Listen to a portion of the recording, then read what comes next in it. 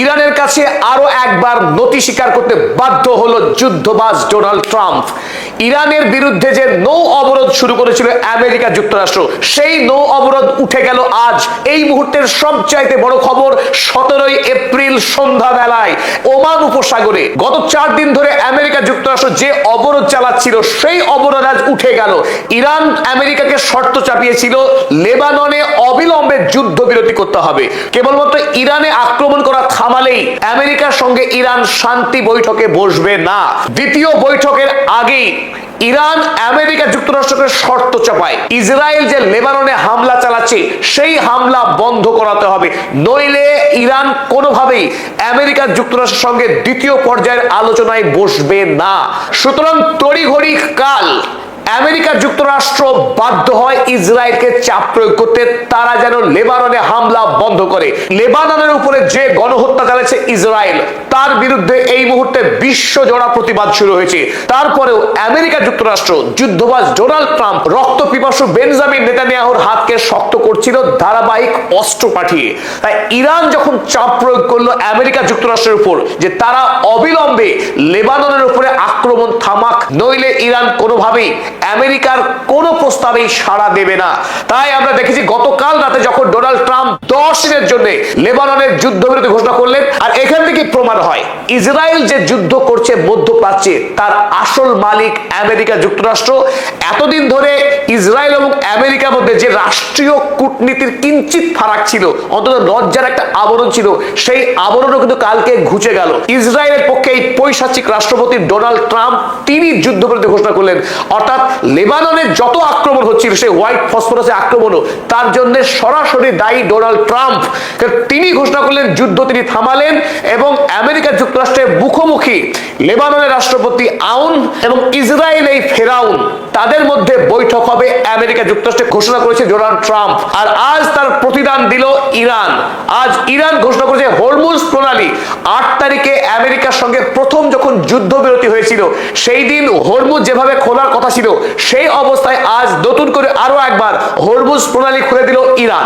আর Hormuz প্রণালী খোলার খবরের সাথে সাথে বিশ্ব বাজারে তেলের দাম 10% কমে গেছে। ফলে বিশ্বের মানুষ এই মুহূর্তে কিঞ্চিত স্বস্তির নিঃশ্বাস ফেলছে, অন্তত তেলের দাম কিছুটা হলেও কমেছে ইরানের সৌজন্যে।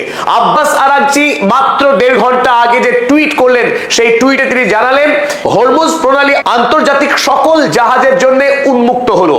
In line with the ceasefire in Lebanon, লেবাননে যেহেতু যুদ্ধবিরতির ঘোষণা হয়েছে, তাকে সম্মান জানিয়ে the passage for all commercial vessels through the Strait of Hormuz is declared completely open for the remaining period of ceasefire.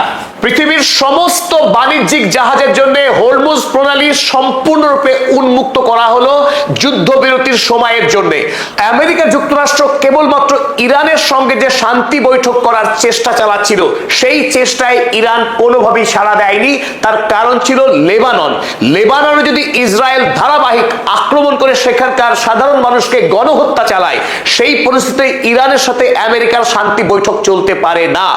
এই মুহূর্তে গোটা মুসলিম বিশ্বের ইরান যে সত্যিকারের দায়িত্বশীল নেতা, ইরান অন্য দেশের মুসলিম রাষ্ট্রের উপর যে অত্যাচার হচ্ছে পশ্চিমী দুনিয়ার দ্বারা, সেই অত্যাচার বন্ধ করতে বদ্ধপরিকর, তা আরো একবার দেখালো ইরান। গাজায় সাধারণ ফিলিস্তিনি জনতার উপরে যে পাশবিক আক্রমণ করছে ইসরায়েল, তার বিরুদ্ধে লড়াই করে আসছে ইরান। লেবাননে যে গণহত্যা চালাচ্ছে ইসরায়েল, তার বিরুদ্ধে সমানভাবে দায়বদ্ধ ইরান। তাই লেবাননে যতক্ষণ পর্যন্ত শান্তি প্রতিষ্ঠিত হচ্ছে, সেখানে আগ্রাসী সাম্রাজ্যবাদী ইসরায়েলের আক্রমণ যতক্ষণ না থামছে, ইরান আমেরিকার সঙ্গে কোনোভাবেই শান্তি বৈঠকে যেতে পারে না।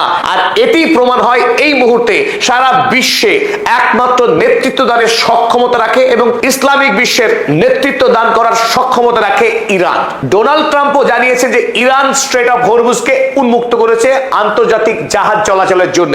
তিনি এখানে লিখেছিলেন, Iran has announced that the strait of Hormuz is fully open. তারপরে আমরা দেখলাম সেই নাটকীয় দৃশ্য। আন্তর্জাতিক বাজারে ব্রেন্ট ক্রুড অয়েলের দাম প্রতি ব্যারেলে যখন ছিল $88, তখন এই ঘোষণা হয়। আর ঘোষণা হওয়া মাত্র তেলের দাম এক ধাপে নিচে এসে $83 টাচ করে যায়। এখানেই বোঝা যায় হরমুজ প্রণালীর ভূমিকা আন্তর্জাতিক জ্বালানি বাজারের ক্ষেত্রে কত গুরুত্বপূর্ণ। কারণ